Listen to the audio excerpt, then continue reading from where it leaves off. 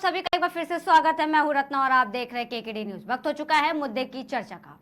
पहले और दूसरे चरण के मतदान के बाद अब राजनीतिक पार्टियां तीसरे चरण के चुनाव प्रचार में जुट गई हैं। लोकसभा चुनाव 2024 के लिए तमाम राजनीतिक दल चुनाव प्रचार के अलग अलग हथकंडे अपना रहे हैं। आरोप प्रत्यारोप का दौर जारी है। बता दें 7 मई को होने वाले तीसरे चरण के चुनाव में 12 राज्यों की 94 सीटों पर मतदान होना है। वहीं गृह मंत्री अमित शाह ने विपक्ष पर जमकर हमला बोला। कहा इस देश ने 3 दशक तक अस्थिरता की कीमत चुकाई है।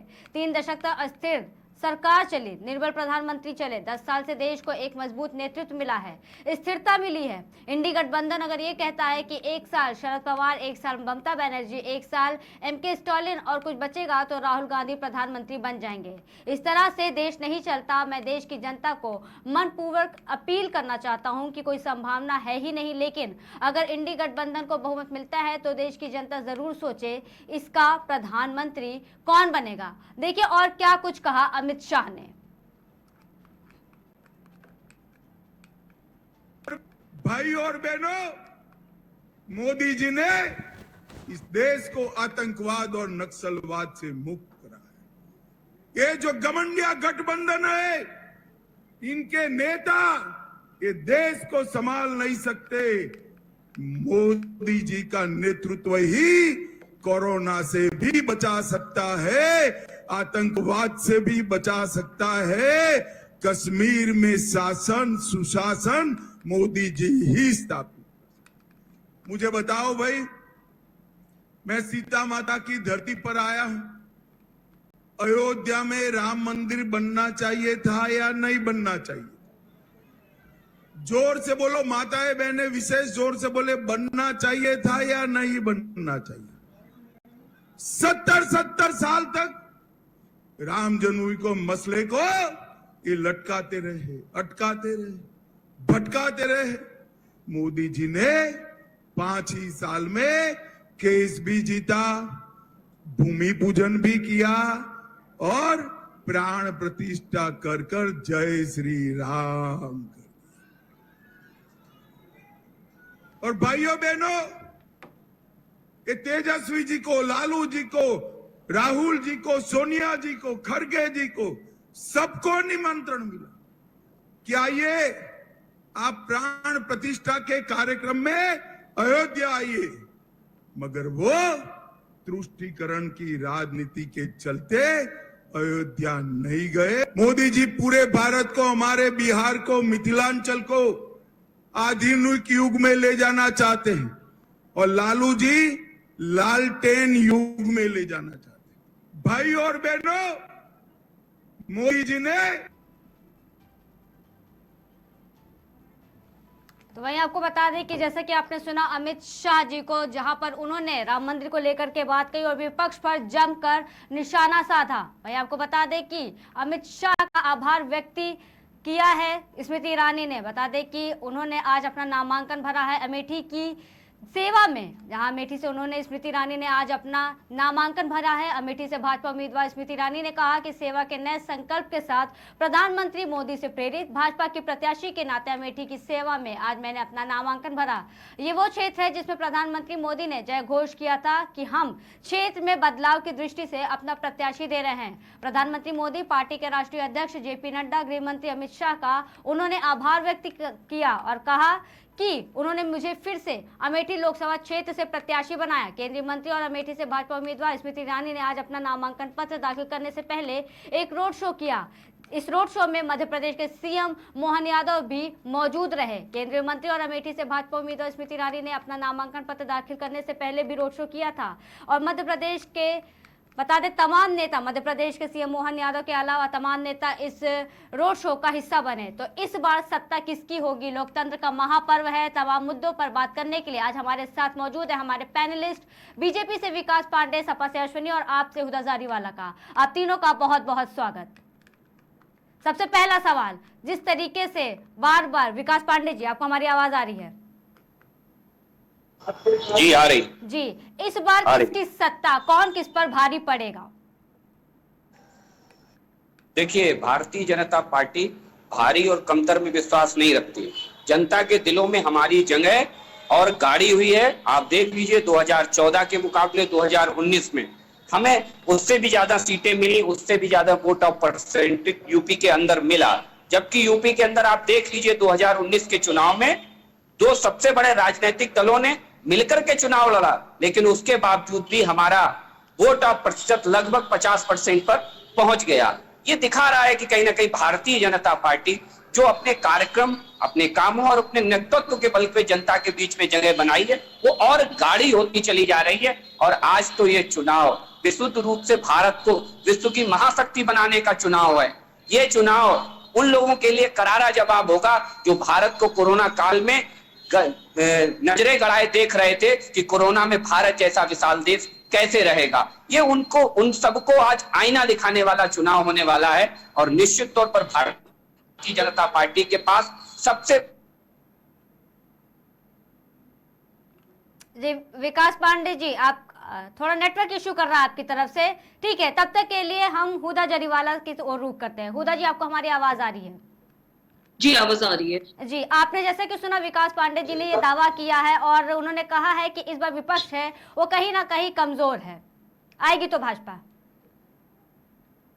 जी गुड इवनिंग। सबसे पहली बात तो ये कि मैं ये बीजेपी वालों की गलत फहमी दूर करना चाहती हूँ कि इस दफा ये जो 400 पार की बात कर रहे हैं, अगर ये अपनी सत्ता ही बचा लें बहुत बड़ी बात है, क्योंकि सारा देश जानता है कि किस तरह बीजेपी ने, चाहे वो कोरोना काल का टाइम हो, चाहे वो अभी मुद्दों की कोई भी डेवलपमेंट की बात हो, किस तरह से लोग परेशान हुए हैं। त्राही मची हुई थी कांग्रेस के टाइम पे और आम आदमी पार्टी के टाइम पे, और ये जितनी ऑपोजिशन की जो पार्टी से जो अलाइन हो गई है, इससे जाहिर सी बात है बीजेपी घबराई हुई है, सहमी हुई है, परेशान है। आप देख रहे हैं चाहे वो अमित शाह जी के बयान हो, चाहे मोदी जी के बयान हो, एक मुद्दे की बात अगर उन्होंने करी हो तो बता दें, कोई काम की बात अगर उन्होंने करी हो तो बता दें। आप महिलाओं का मंगलसूत्र ले लेंगे और घुसपैठियों पे पैसा बैठ देंगे। ये इस तरह की जो हमारे अनफॉर्चुनेटली प्रधानमंत्री के पद पे बैठ के इतनी जो छोटी घटिया गिरी हुई बातें वो कर रहे हैं,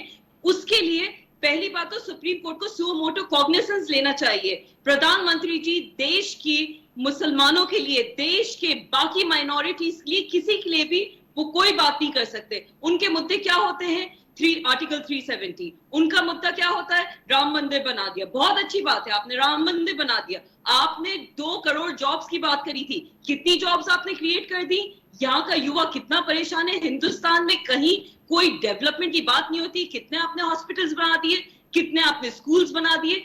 आप उत्तर प्रदेश में जाइए, आप कोई भी बीजेपी के रूल स्टेट्स में जाइए, तमाम जगहों पे स्कूल्स की इतनी बुरी हालत है। और मैं क्योंकि ग्राउंड लेवल पे जाके बात कर रही हूँ, मैं फिलहाल हरियाणा में बैठी हुई हूँ। यहाँ पे हमने स्कूल्स भी विजिट करे, यहाँ पे हमने हॉस्पिटल्स विजिट करे। यहाँ पे कोई, कुरुक्षेत्र में मैं इस वक्त बैठ के ये डिबेट कर रही हूँ, एक ढंग का हॉस्पिटल नहीं है, कोई कॉलेज यहाँ पे ढंग का नहीं है, यहाँ पे किसी तरह का कोई काम नहीं है। सुशील कुमार गुप्ता जी जो यहाँ के प्रत्याशी हैं, जगह जगह जाके जो यहाँ पे लोगों से बात कर रहे हैं, ग्राउंड लेवल पे लोगों से एक सर्वे करवा रहे हैं, जो हमें पता लग रहा है कि इतनी 10 साल की बीजेपी की हरियाणा सरकार में इतने परेशान हुए थे लोग। जिन कैंडिडेट को बीजेपी की तरफ से यहाँ पे टिकट मिला है, नवीन जिंदल जी, हम सबको उनका पता है कि कितना उनके ऊपर करोड़ों का कोल घोटाला था। वो घोटाला खुद बीजेपी ने उठाया था और अब जाके उनको बीजेपी से टिकट मिल गई। ये चीज आपने दूसरे स्टेट्स में भी देखी, चाहे वो शुभेंदु अधिकारी हो, चाहे वो प्रफुल्ल पटेल हो, चाहे वो अजित पवार हो। आपने देखा कि किस तरह से या तो बीजेपी की वॉशिंग मशीन में ये तमाम नेता धुल के आ जाते तो बच जाते हैं ईडी सीबीआई की रेड से, या फिर जिस तरह से अरविंद केजरीवाल जी को यहाँ पे बंद कर रखा है, बिना उनके किसी गलती के, बिना कोई मनी ट्रेल एस्टैब्लिश हुए, बिना कोई चार्जशीट उन पे जाहिर हुए, 1 रुपए का उन पे कोई करप्शन साबित नहीं हुआ है। बावजूद उसके आप देख रहे हैं कि बीजेपी की किस तरह से तानाशाही मची हुई है। अब हम इनको तानाशाह बोल दें, उनको उस चीज में प्रॉब्लम हो जाती है। इनको हम चौथी पास राजा बोल दे, उस चीज में प्रॉब्लम हो जाती है। तो बीजेपी बेसिकली सिर्फ और सिर्फ नफरत की राजनीति करती है। हिंदू मुस्लिम के बियॉन्ड बीजेपी कोई बात करने के काबिल नहीं है।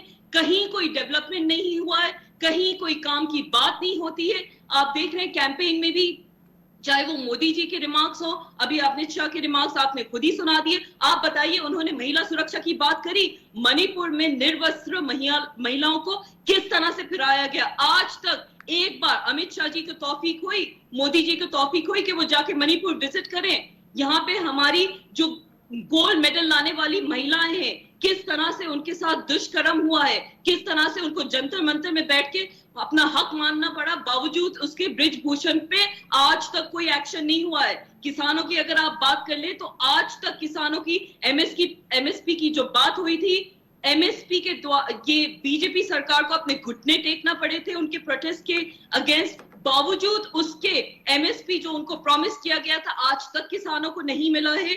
यहाँ पे आप देख ले मंडियों में, चाहे वो वीट की मंडी हो, चाहे किसी चीज की मंडी हो, यहाँ ठीक है पे हुदा सड़ रही जारीवाला जी, अनाज काफी सड़ रहा है, कुछ आपने जो मेंशन उनके किया गरीब है और लोगों का काफी बहुत कुछ बुरा बातें है। आपने बोली हैं, मणिपुर की बातें की, महिलाओं की बातें की, डेवलपमेंट को लेकर के बातें की हैं, जिसका जवाब देने के लिए हमारे साथ विकास पांडे मौजूद है भाजपा से। विकास जी, क्या कहना चाहेंगे आप?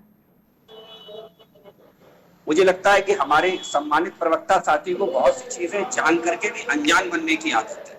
इंडी गठबंधन की कांग्रेस पार्टी की, यूथ कांग्रेस की, मणिपुर की, आसाम की प्रेसिडेंट, इनके ही स्वयं के राष्ट्रीय अध्यक्ष पर यौन शोषण के आरोप लगाती है, पूरी कांग्रेस मौन हो जाती है।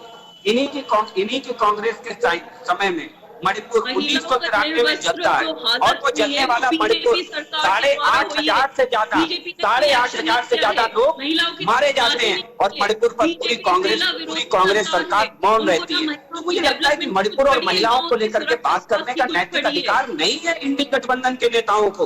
इंडी गठबंधन के नेताओं को ये बताना चाहिए कि आज इतने बरस तक सरकार में रहने के बाद महिलाओं का 33% का आरक्षण क्यों रोक के रखा इन्होंने, क्यों रोक के रखा, आखिर क्यों नहीं आने देना चाहती है श्रीमती सोनिया गांधी जी? महिलाओं को आगे क्यों नहीं आने देना चाहती है? महिलाओं के नाम पे इंडी गठबंधन में कौन पढ़ता है आपको मालूम होना चाहिए। महिलाओं के नाम पर अरविंद केजरीवाल जब बढ़ाएंगे तो सुनीता केजरीवाल को बढ़ाएंगे। महिलाओं के नाम पर कोई दूसरी महिला इनकी पार्टी में नहीं है। स्वाति मालीवाल हो चाहे तमाम महिला नेता हैं, उनका नाम निकल करके नहीं आया। नाम निकल करके किसका आया? सुनीता केजरीवाल का। ये दोहरा चरित्र है इंडी गठबंधन के नेताओं का। जब महिला सम्मान की बात करते हैं तो इन्हें यह भी ध्यान रखना चाहिए एंकर महोदय कि राष्ट्रपति को राष्ट्रपत्नी कहते हैं। देश के प्रधानमंत्री की माता के लिए कैसे शब्दों का इस्तेमाल किया इंडी गठबंधन के नेताओं ने? क्यों? क्योंकि इन्हें एक बात की छूट मिल जाती है, ये राजशाही परिवार से आते हैं, इनका घराना राजनीतिक है, इसलिए इन्हें महिलाओं पर भी चोट करने की खुली छूट है। देश के प्रधानमंत्री को आप अभद्र भाषा का इस्तेमाल करेंगे, ये किस भाषा में आता है? जरा पूछ लीजिए इनसे कि आप देश के एक सम्मानित मुख्यमंत्री को कहते हैं कि वो नीच है, ये किस भाषा के अंतर्गत आता है? इनसे पूछ लीजिए। जब हम सरकार में आए एंकर महोदय, तब इस देश में केवल 5 ऑपरेशनल एयरपोर्ट थे। आज 5 मेट्रो सिटीज में मेट्रो चल रही थी, आज 20 से ज्यादा सिटीज में मेट्रो चल करके तैयार है। आप देख लीजिए जिस पूर्वोत्तर की अभी बड़ी पीड़ा हो रही थी इन्हें, उस पूर्वोत्तर को आजादी के बाद जितना पैकेज टोटल मिला है उससे डबल पैकेज देने का काम नरेंद्र मोदी जी की सरकार ने केवल 10 साल के अंदर किया है, जितना आजादी से अब तक मिला था 2014 तक। तो मुझे लगता है कहीं ना कहीं भाजपा के डेवलपमेंट मॉडल के आगे पूरा विपक्ष आज नतमस्तक हो गया। मैं बीच में नहीं बोला मैडम, मैं बीच में नहीं बोला, आपकी डिबेट खराब कर रही है।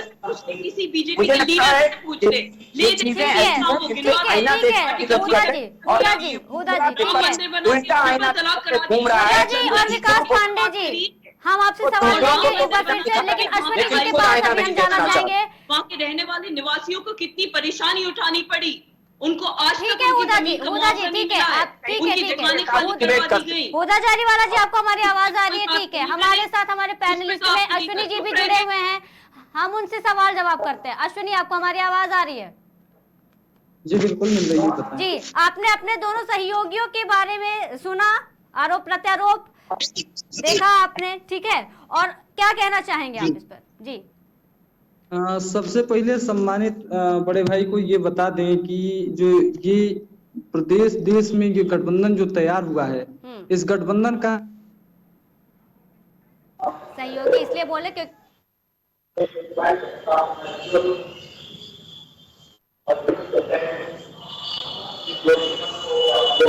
अश्विनी जी, आपको हमारी आवाज आ रही है? जी आ रही है। जी, सवाल रिपीट करूं या आपको सवाल सुनाई दिया था? जी रिपीट करिए। जी, जिस तरीके से आरोप प्रत्यारोप लगाए जा रहे हैं विपक्ष की ओर से भी और पक्ष भी अपना जो है डिफेंड कर रहा है कि हमने तो काम किए, हमने तो डेवलपमेंट पे काम किया है, और साथ ही साथ ये भी आरोप लगाए जा रहे हैं विपक्ष पे कि भाषा की जो मर्यादा है उन्होंने भी लांघी है कई बार, तो वो ऐसी बातें ना करें और बार बार सरकार को ये ना बोले कि उन्होंने किस भाषा का इस्तेमाल किया है। जी जैसे हमसे पूछा गया मैम। जी, आपसे पूछा गया है अश्विनी जी। जी अश्विनी जी की आवाज नहीं आ रही है। अश्विनी जी, आप कुछ कह रहे हैं या फिर आपका नेटवर्क इशू है?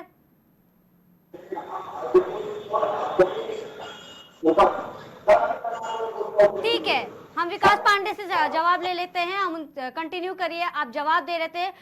हुदा जरीवाला, आप पहले उनके जो आपके सवाल थे उनके जवाब सुन लीजिए, फिर आप बोलिएगा, एक साथ मत बोलिएगा। अश्विनी जी, आप देखिए, मैंने फिर आपसे कहा मोदी जी के नेतृत्व, मुझसे सवाल है ये। जी जी, आप बोलिए विकास जी। मुझे लग रहा है कि सबसे पहली बात यह है कि नरेंद्र मोदी जी के नेतृत्व में भारतीय जनता पार्टी ये चुनाव प्रचंड बहुमत के साथ जीत रही है। शायद इसीलिए राहुल गांधी की भाषा शैली को याद कर लीजिए, देश के प्रधानमंत्री के लिए, और प्रधानमंत्री छोड़ दीजिए, भारतीय संस्कृति के संस्कार नहीं है कि भारत के किसी भी बुजुर्ग व्यक्ति के लिए कोई उससे उम्र में छोटा अरे तरे और करे की भाषा का इस्तेमाल करे। क्या ये अपने में पर्याप्त नहीं है बताने के लिए कि राहुल गांधी जी ये चुनाव हार गए हैं और इस चुनाव में उन्होंने पूर्व से ही ये हार स्वीकार कर ली है। आज नरेंद्र मोदी जी के लिए जनता का जो प्यार, विशेष रूप से आप देखिए ग्रामीण इलाकों में और महिलाओं में, किसानों में जिस तरीके से नरेंद्र मोदी जी के लिए प्यार उमड़ रहा है, वो मुझे लगता है कि विपक्ष के आंखों में किरकिरी बनता जा रहा है। आज देश का वैभव वापस लौट के आया है, देश की समृद्धि वापस लौट करके आई है। अरे भाई, मैं तो कहता हूं कि वो अपने 50 साल के डेवलपमेंट पे बात कर लेना। उन्हें क्यों नहीं वो बात करना चाहते हैं 50 साल के डेवलपमेंट पे? क्या कभी आपने ये सुना है कि हम तो कहते हैं 400 पार, आम आदमी कभी कहती है कि हम इतने पार, कांग्रेस कहती है कि हम इतनी जीत रहे हैं, ये सारे के सारे राजनीतिक दल ये तो कहते हैं कि बीजेपी को हम इतनी नहीं जीतने देंगे, बीजेपी को हम उतनी नहीं जीतने देंगे, लेकिन कोई ये बताने को तैयार नहीं होता है कि हम कितनी सीटें जीत रहे हैं। ये यथार्थ में बहुत महत्वपूर्ण चीज है। आप समझ लीजिए कि हमने जनता को डिलीवर किया, जनता ने जिस उम्मीद के साथ 2014 में हमें सत्ता सौंपी और उस उम्मीद को हमने 100% डिलीवर किया है जनता को। और तीसरी बार प्रचंड बहुमत के साथ लिख करके रख लीजिए, अमेठी और रायबरेली में भी ये हार रहे हैं, लिख लीजिए आप इस बात। ठीक है विकास जी, आगे बात समझ में। बार बार विकास जी की तरफ से ये कहा जा रहा है कि विपक्ष जो है वो बार बार यही कहता है कि हम बीजेपी को हराएंगे, वो अपनी सीटों के लिए बात नहीं करती है, बार बार प्रत्याशी बदलते रहते हैं और उन्हें खुद पे ये भरोसा ही नहीं है। वो बार बार अपनी सीटों पे कितनी जीत होगी इसका दावा नहीं करती है, बजाय इसका दावा करती है कि बीजेपी को हम हराएंगे, 400 पार वो लगा रहे हैं लेकिन हम 400 पार होने नहीं देंगे। हुदा जी, आप कुछ कह रही थी। अडानी के 1000 करोड़ के जो लॉन्ड्रिंग और टैक्स मनी था वो माफ हुआ है। एसबीआई ने 12,770 करोड़ उनका सिर्फ और सिर्फ नवी मुंबई के एयरपोर्ट का जो घोटाला था वो माफ किया है। उसके अलावा प्रधानमंत्री जी की पिछले 21 फॉरेन ट्रिप्स की जो डेटा है, ये मैं 2019 का कोट कर रही हूँ, 22,000 करोड़ उनके सिर्फ और सिर्फ फॉरेन ट्रिप्स पे इस्तेमाल हुआ था।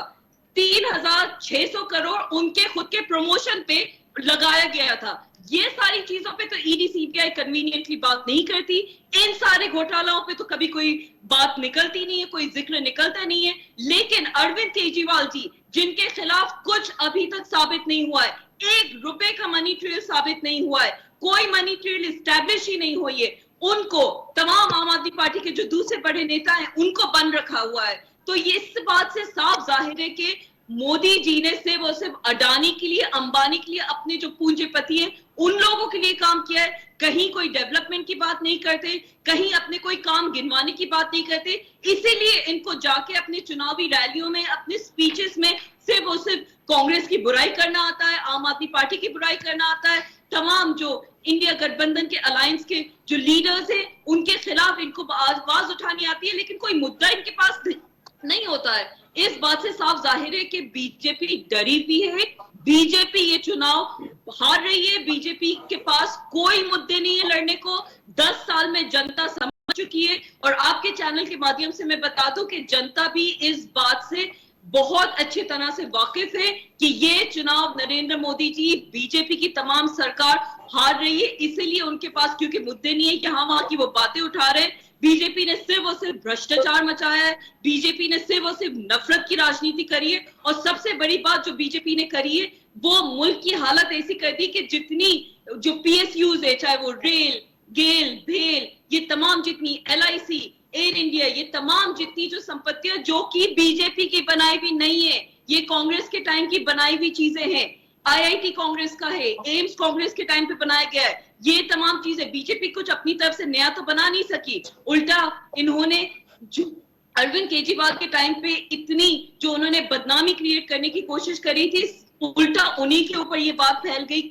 आपने कोविड के टाइम पे देखा था कि किस तरह से कोविड के टाइम पे ना ऑक्सीजन थे, ना बेड्स थे, ना सिलेंडर्स थे, लोगों को शमशान घाट में ना कब्रिस्तान में दफन करने की जगह थी, ना शमशान घाट में इतनी लकड़ियां बची थी कि लोगों को सही से उनके जो फाइनल डेस्टिनेशन है वहां तक पहुंचा सके। तो इस बात से साफ जाहिर है कि बीजेपी ने कुछ नहीं किया है, नरेंद्र मोदी जी ने कुछ नहीं किया है।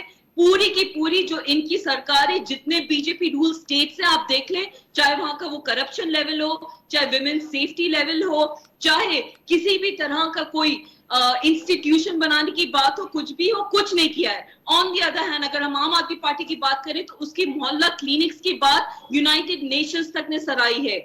जो दिल्ली के गवर्नमेंट स्कूल्स की हालत हुई है उसकी बात न्यूयॉर्क टाइम्स तक ने करी है। इस तरह से अगर आप कांग्रेस रूल स्टेट्स की भी बात कर लें तो कांग्रेस के रूल स्टेट्स में डेवलपमेंट की बात हुई है। बीजेपी अपना एक काम गिनवा दे, ये मेरा ओपन चैलेंज है बीजेपी के हर नेता से, बीजेपी के हर कार्यकर्ता से कि एक काम गिनवा दे बीजेपी का जो उसने किया हो, जनता के लिए किया हो, जनता के हित की कोई बात करी हो, जनता के हक की कोई बात करी हो। आप ये जो 400 पार का नारा लगा रहे हैं, आपने ये नारे तो वेस्ट बंगाल में भी लगाए थे। कितनी सीट्स आई आपकी? कहीं जगह, ज्यादातर जगहों पे जमानत जब्त हुई थी। आपने ये नारा जब MCT का इलेक्शन हो रहा था दिल्ली में, वहां पे आपने लगाए थे। हर जगह आपकी जमानत जब्त हुई, कुछ चंद सीटों को छोड़ के। आपने चंडीगढ़ के मेयर के इलेक्शन के टाइम पे जो इतनी बुरी हालत करी हुई थी, क्या हुआ उस पे? सारी देश की जनता ने ये बात देखी कि आपने किस कदर गुंडागर्दी से वहां पे चुनाव कराने की कोशिश करी थी। आप अभी सूरत का हाल देख लें, आज इंदौर के कैंडिडेट ने अपना कैंडिडेट विड्रॉ कर लिया और उस बेचारे को बीजेपी ज्वाइन करना पड़ा। तो ये जो बीजेपी की वॉशिंग मशीन है, जिसमें आप ही लोग इल्जाम लगाते हैं, बीजेपी वाले ही इल्जाम लगाते हैं, और उसके बाद आप दो ऑप्शंस देते हैं कि या तो आप जेल जाओ या फिर आप बीजेपी की वॉशिंग मशीन में आ जाओ। आपके सारे गुनाह धुल जाएंगे और आपके ऊपर ना कोई ईडी आएगी, ना कोई CBI आएगी। तो इस बात से साफ जाहिर है कि आप बीजेपी वाले इस वक्त डरे हुए हैं कांग्रेस का। इन्होंने इलेक्शन के टाइम पे खाते सील कर दिए। ये इनका डर नहीं तो क्या है? ठीक है विकास, ठीक है हुदा जी, ठीक है हुदा जी। विकास जी से हम जान लेते हैं कि इस पर उनका क्या कहना है। बार बार ये एलिगेशंस लगाते हैं विपक्ष वाले कि बीजेपी काम नहीं करती है, फिर भी पता नहीं किसके आधार पर वो वोट मांगती है। सिर्फ राम मंदिर बनाना ही क्या 400 पार करवाने में सक्षम है बीजेपी को? विकास जी देखिए, हिंदुस्तान को पांचवी सबसे बड़ी अर्थव्यवस्था बना देना इनके लिए कोई काम नहीं होगा। हिंदुस्तान को सबसे बड़ा फॉरेन इन्वेस्टमेंट के लिए सबसे हॉट प्लेस बना देना इनकी नजर में कोई काम नहीं होता होगा। ईजी ऑफ डूइंग बिजनेस में हिंदुस्तान ने ऐतिहासिक रैंकिंग में उछाल लाया। इनके लिए वो कोई काम नहीं होता होगा। इनके लिए वो कोई काम नहीं होता होगा। जब आज रियलिटी में ये देखिए कि शेयर बाजार कितना ऊपर जा रहा है, और हम सब जानते हैं जब शेयर बाजार ऊपर जाता है तो देश की समृद्धि का द्योतक होता है। इनके लिए ये कोई काम नहीं होगा कि आज देश में एक्सप्रेस वे और मेट्रोस का जाल बिछ रहा है। इनके लिए कोई काम नहीं होगा। इनके लिए ये भी कोई काम नहीं होगा कि देश में नरेंद्र मोदी जी की सरकार आने से पहले केवल 21,400 किलोमीटर रेलवे इलेक्ट्रिफाइड था। आज 54,000 किलोमीटर रेलवे इलेक्ट्रिफाइड है। इनके लिए वो कोई काम नहीं होगा। कारण मैं बता देता हूं इनके लिए वो काम क्यों नहीं होगा। ये तो अमानतुल्लाह जैसों की विरासत को आगे बढ़ाने वाले हैं। आम आदमी पार्टी ने स्वच्छ राजनीति का नारा देकर के, राजनीति बदलने का नारा देकर के आगे आने वाले अरविंद केजरीवाल जी लाखों युवाओं के भविष्य से खेलने वाले नेता हैं। लाखों युवाओं से। आपको मैं एक घटना अभी याद दिलाए दे रहा हूँ। छत्तीसगढ़ के प्रदेश अध्यक्ष आम आदमी पार्टी के, इनकी पार्टी छोड़ देते हैं और क्या कहते हैं क्या कहते हैं? कहते हैं कि बात अरविंद केजरीवाल जी ने मुझे भटका दिया। बेचारा अपना यूके में लाखों की नौकरी छोड़ करके आता है केवल अरविंद केजरीवाल के झूठे सपने दिखाए हुए सपनों के छलावे में आकर के। और क्या हुआ? उस नौजवान की जिंदगी बर्बाद हो गई। ऐसे हजारों लाखों नौजवान हैं जिनके अरविंद केजरीवाल ने जिंदगी बर्बाद की। और ये मैं नहीं कह रहा हूँ, ये अरविंद केजरीवाल मॉडल को यूनाइटेड नेशन से सराहा। बता दें, हमने यूनाइटेड नेशन को पैसे देके अपनी तारीफ करवाई, ये न्यूयॉर्क टाइम्स से हमने पैसे देके आर्टिकल छपवाए। बोल दीजिए, के आधार पर नहीं बोलना चाहिए। 2-3 चीजें हैं। कोरोना काल में शराब की होम डिलीवरी कराने वाले बीजेपी ने जो त्राई मचाई थी पूरे देश ने, पूरी दुनिया ने देखी है। आपने पीएम केयर्स के नाम से फंड इकट्ठा करा लोगों से, और उस फंड के बाद में बता दिया कि ये तो प्राइवेट संपत्ति है। ऐसे कैसे प्राइवेट संपत्ति हो गई? जनता का टैक्स पेयर्स का, आपका हमारा पैसा था, करोड़ों का आपका पैसा था। जब दिल्ली को बचाने की बारी आई, नरेंद्र मोदी याद आए और जनता जवाब चाहती है, क्यों ईडी सीबीआई ने जवाब नहीं मांगा? कहाँ गया पीएम केयर्स फंड का पैसा? बताइए, जवाब है आपके पास कोई? ये स्वयं सीएजी की रिपोर्ट के सामने लिया गया था ना। आज ये सारे भ्रष्टाचारी दल करोड़ों के अमाउंट थी, नीचे आए हैं। अरे भाई, संजय सिंह को जमानत मिल गई, अरविंद केजरीवाल को जमानत क्यों नहीं मिल रही? संजय सिंह की जमानत अपोज नहीं कर पाई ईडी, क्योंकि ईडी के पास कोई ठोस सबूत नहीं था, ईडी के पास कोई ठोस पॉइंट नहीं था। कर लेते आप अपोज, कर लेते। ईडी ने तो 6 महीने कोशिश करी ना, हाई कोर्ट जो कोशिश करी, फाइनली सुप्रीम कोर्ट को स्टेप इन करना पड़ा। आप लोग ने तो, ईडी ने तो पूरी कोशिश करी थी, क्योंकि ईडी तो बीजेपी की स्पोक्सपर्सन, उनकी एक तरह से एक एलिमेंट बनी हुई है। ईडी तो एक सेंट्रल एजेंसी होने के बावजूद कहीं ना कहीं बीजेपी उसको हकाल रही है, चला रही है। क्या बात कर रहे हैं? और आप जो कोविड की बात कर रहे हैं, आप मेरी इस बात का सिर्फ जवाब दे दे तो मैं मान जाऊंगी। पीएम फंड केस में जो जनता से पैसा लिया गया था वो कहाँ गया?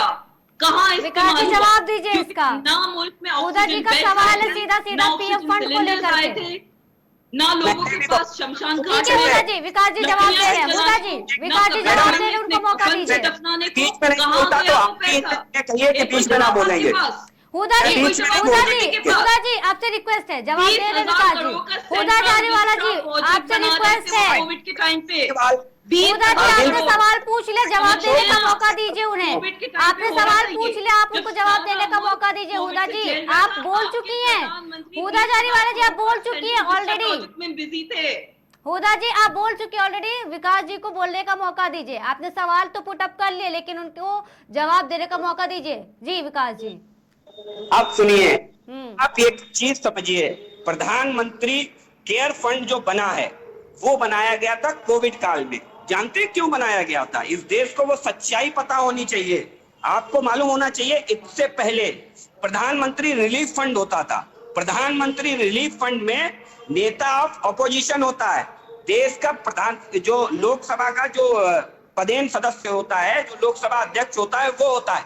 प्लस इसके अलावा बहुत अच्छी बात यह थी कि किसी पार्टी का नेता नहीं होता है, कांग्रेस पार्टी का राष्ट्रीय अध्यक्ष उसमें पदेन सदस्य होता है। ना सपा का होगा, ना बसपा का होगा, ना आम आदमी पार्टी का होगा, केवल कांग्रेस पार्टी का। इस व्यवस्था को खत्म करके नरेंद्र मोदी जी ने जो पीएम केयर फंड बनाया, उसके अंदर, उसके अंतर्गत उन्होंने प्रधानमंत्री को रखा, ना कि भारतीय जनता पार्टी के किसी नेता को। यही तो मैं कह रहा हूं, इन सबकी नीयत खराब है।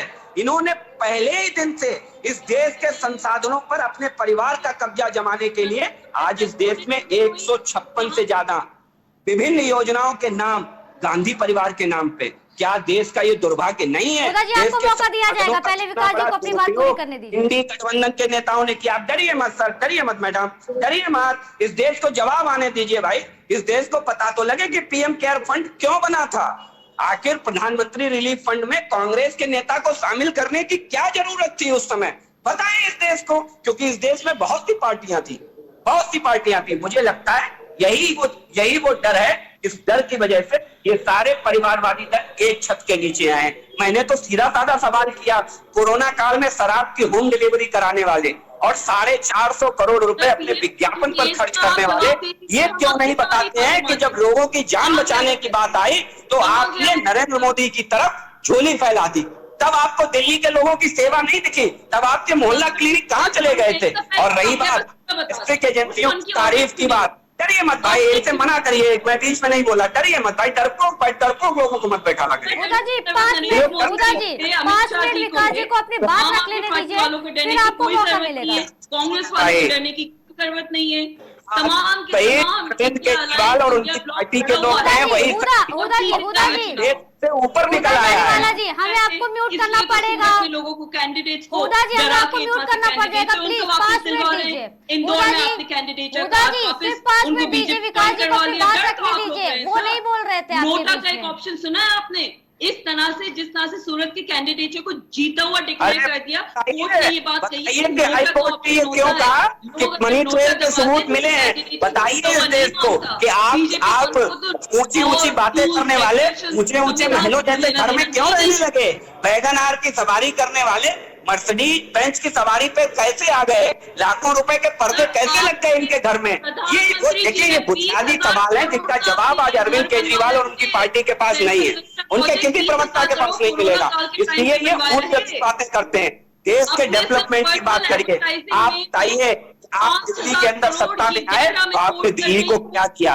वो मोहल्ला क्लिनिक दिया जो आज घोटालों की बलि चढ़ गया, वो मोहल्ला क्लिनिक आपने दिया जिसके ऊपर घोटालों की आंच आ गई। दूसरी बात, वैश्विक एजेंसियां ने आपकी तारीफ की, वैश्विक पत्रिका में छपा। अरे भाई, ये तो स्वयं अरविंद केजरीवाल ने स्वीकार कर लिया कि बड़ा पैसा खर्च करना पड़ता है उन्हें इन संस्थाओं में छपवाने के लिए। ये तो स्वयं अरविंद केजरीवाल ने स्वीकार कर लिया। तो पैसा देकर के आप विज्ञापन कर लेंगे, पैसा देकर के आप वैश्विक पत्रिकाओं में छप जाएंगे, लेकिन जनता के दिलों में छपने के लिए आपको काम करना पड़ेगा। नौटंकी से नहीं छप सकते, मोदी जी को इस दफा भारी बहुमत से हरा रही है। इंडिया गठबंधन, इंडिया अलायंस जीत रही है। आप लोग डरे हुए इस बात से, हमें समझ आता है। आप लोग को इस दफा अपनी जीत की तर्क नहीं होगी क्योंकि आप लोग हार रहे हैं। जीत का आप लोगों को इस दफा कोई मौका नहीं मिलेगा। गलत है। ठीक है हुदा जरीवाला जी, आप कंटिन्यू कर सकते हैं। आप दोनों साथ में ही बोल रहे हैं, क्या फायदा? ना कोई सवाल ना कोई जवाब, आप दोनों अपनी ही बातें कर रहे हैं। मैंने तो निवेदन किया था कि भाई एक लोग बोले। अब दोनों लोग साथ में चुप हो गए। ठीक है हुदा जी, आप अपना पक्ष रखिए। आम आदमी पार्टी को जिस तरह से ईडी सीबीआई के फेक केसेस डाल के बीजेपी वालों ने फंसाया है, वहाँ पे झारखंड के सीएम हेमंत सोरेन जी को जिस तरह से बंद किया है, इस बात से साफ जाहिर है कि बीजेपी वाले कितना डरे हुए हैं आम आदमी पार्टी से और तमाम जो ऑपोजिशन लीडर्स हैं उनसे। कांग्रेस के जिस तरह से खाते सील कर दिए, इससे साफ जाहिर है कि बीजेपी चाहती है कि या तो आप बगैर पैसों के चुनाव लड़े या फिर बगैर लीडर्स के चुनाव लड़े। तो बीजेपी वालों के पास आप उनकी रैलियों में देख रहे हैं, उनके ना प्रधानमंत्री जी के पास कोई मुद्दे की बात करने को है, ना अमित शाह जी के पास है, ना बीजेपी के किसी और नेता के पास। इनकी जो सोच है, इनकी जो मानसिकता है, वो सिर्फ यहीं तक सीमित है। आपने सुना होगा किस तरह से अनुराग ठाकुर जी, जिनको अभी यूनियन का मिनिस्टर बनाया हुआ है, किस तरह के वो नारेबाजी लगाते थे कि देश के गद्दारों को गोली मारो सालों को। तो ये तो इनकी मानसिकता है। इस मानसिकता से उभर के बीजेपी ने कभी जनता के हित की कोई अगर बात करी हो तो उस पे डिबेट बनती है, उस पे बीजेपी वालों का बोलना बनता है। लेकिन इनका तो सिर्फ एक ही काम है कि ऑपोजिशन के जितने लीडर्स हैं उनको डरा के धमका के साइड कर दिया जाए, उनको इस चुनाव से दूर रखा जाए। अरविंद केजरीवाल जी अंदर हैं, आप उनको बंद कर सकते हैं, उनकी मानसिकता, उनकी सोच को आप नहीं बंद कर सकते। इन लोगों को तो इस बात से भी प्रॉब्लम है कि सुनीता केजरीवाल जी जो रैलियां कर रही है और इस तरह से जो आप देख रहे हैं दिल्ली में करोड़ों लोगों का जो जन सैलाब उमड़ के आ रहा है, बीजेपी को ये बात बर्दाश्त नहीं हो रही है। क्योंकि ये तो सोच के बैठे थे कि हम अरविंद केजरीवाल जी जो इनके पार्टी के कन्वीनर हैं, सिटिंग चीफ मिनिस्टर हैं, इनको बंद कर देंगे तो पार्टी टूट जाएगी। लेकिन पार्टी पहले से ज्यादा स्ट्रॉन्ग और पहले से ज्यादा यूनाइटेड होके आ रही है। तो जाहिर सी बात है कि बीजेपी डरी थी है। साथ ही साथ लोकसभा सीटें तो ये दिल्ली में हार ही रहे हैं। उसके अलावा पूरे के पूरे जो ये चुनाव है उसमें बीजेपी का कहीं पे भी आप देखना कोई, क्योंकि डेवलपमेंट में, क्योंकि किसी और काम की बात पे बात नहीं हो रही है, तो ये लोग बुरी तरह से हारेंगे। इस दफा इंडिया अलायंस जीत रही है और इसीलिए इलेक्शन आते आते तक बीजेपी की पूरी यही कोशिश रहेगी कि हम नफरत की राजनीति कर दें, क्योंकि मुद्दे तो इनके पास होते नहीं है। एक इलेक्शन पे इन्होंने पुलवामा करा दिया था, दूसरे इलेक्शन पे इन्होंने 370 या ट्रिपल तलाक या इस तरह के मुद्दे जो कि कोई जनहित से रिलेटेड मुद्दे नहीं है, कोई एक मुद्दा बता दे बीजेपी का जिसपे ये एक्चुअली चुनाव लड़ सकती है। हम बात करते हैं डेवलपमेंट की, हम बात करते हैं शिक्षा की, हम बात करते हैं स्वास्थ्य की, हम बात करते हैं महिलाओं को बस में फ्री राइड देने की, हम बात करते हैं 1 लाख संपत्ति महिलाओं को देने की। और ये ऑलरेडी जो महिलाओं को संपत्ति मिलती है, आप पंजाब में देख लें, आप दिल्ली में देख लें, आप कर्नाटका में देख लें, आप हिमाचल प्रदेश में देख लें, जितने या तो आम आदमी पार्टी के रूल स्टेट्स हैं या कांग्रेस के रूल स्टेट्स हैं, इसमें ये संपत्ति ऑलरेडी मिल रही है। हम बात करते हैं जो बुजुर्ग हैं उनको फ्री में तीर्थ यात्रा कराने की बात, हम सारे के सारे लोगों के हित की बात करते हैं। हम आम आदमी पार्टी बदलाव की राजनीति है, आम आदमी पार्टी काम की राजनीति करती है, उसी तरह से कांग्रेस भी सिर्फ और सिर्फ काम की राजनीति कर रही है। बीजेपी वाले अगर कोई काम की उस पर बात करते तो लोग इनसे कनेक्ट होते। इन्होंने सिर्फ और सिर्फ या तो फेक वीडियोस, इस वक्त आपने देखा होगा किस तरह से आम आदमी पार्टी के खिलाफ या दूसरे ऑपोजिशन लीडर्स के खिलाफ किस तरह से ये लोग फेक वीडियो जाहिर कर रहे हैं। ये सब जो लो लेवल पे जाके जो घटिया हरकतें हैं वो कर रहे हैं इस चुनाव को जीतने के लिए, तो जनता बेवकूफ नहीं है, जनता ये सारी बातें समझती है। और जनता जब वोट करने जाएगी तो वो ये इंश्योर करेगी कि इंडिया गठबंधन के अलायंस को ही वोट करे, क्योंकि बीजेपी आज भी आप देखें, चाहे वो राजस्थान हो, चाहे वो मध्य प्रदेश हो, चाहे उत्तर प्रदेश हो, जितने के जितने सारे कैंडिडेट्स हैं वो सिर्फ जाके या तो कम्युनल पॉलिटिक्स कर रहे हैं, या तो हिंदू मुस्लिम कर रहे हैं, या फिर राम मंदिर पे बात कर रहे हैं। आपने राम मंदिर बनवाया, बहुत अच्छी बात है, आप इस तरह के हजारों और मंदिर बनवाए, किसी को कोई आपत्ति नहीं है, लेकिन आप युवा को जॉब देने की बात करें, आप जो बीमार लोग हैं उनके लिए हॉस्पिटल्स बनाने की बात करें। ये तो बार बार कहा जाता है, ठीक है, उसकी बात करें, ठीक है। विकास जी से एक आखिरी सवाल ले लेते हैं। जिस तरीके से आपने बार बार बोला कि नफरत की राजनीति की जाती है, ठीक है, लेकिन वह बीजेपी कहती है कि जो गठबंधन है और जो अपोनेंट्स है वो तुष्टिकरण की राजनीति करती है।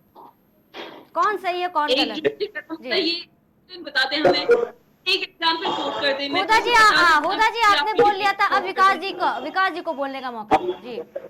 देखिए, मैं फिर कहता हूं आपको कि भारतीय जनता पार्टी जब सरकार में आई तो हमने दंगा मुक्त यूपी दिया और आतंकवाद मुक्त देश दिया। ये आप पूरा देश जानता है, लखनऊ हो, बनारस हो, दिल्ली हो, बंबई हो, तमाम ट्रेनों के प्लेटफॉर्म हो, साइकिल हो, चलती गाड़ी हो, स्कूटर हो, इस देश में बम ब्लास्ट इसकी नियति बन गई थी। आज ये देश अमन चैन के साथ रह रहा है। ये बात कांग्रेस पार्टी और इंडी गठबंधन के नेताओं को नहीं भाएगी। आप देख लीजिए कि इंडी गठबंधन के पास कोई राजनीतिक आधार नहीं बचा है। जो व्यक्ति अपना नेता ना तय कर पाए, कौन बनेगा प्रधानमंत्री ये ना तय कर पाए, वो इस देश का भविष्य तय करने निकले। आप देख लीजिए, ये जितने भी राजनीतिक दल हैं, ये सारे के सारे अपना भ्रष्टाचार बचाने और अपने परिवारवाद को पाल पोषित करने के लिए आए हैं। ये बहुत बड़ा सवाल है कि आम आदमी पार्टी में स्वाति मालीवाल नहीं हो सकती है नेता कौन बनेगा?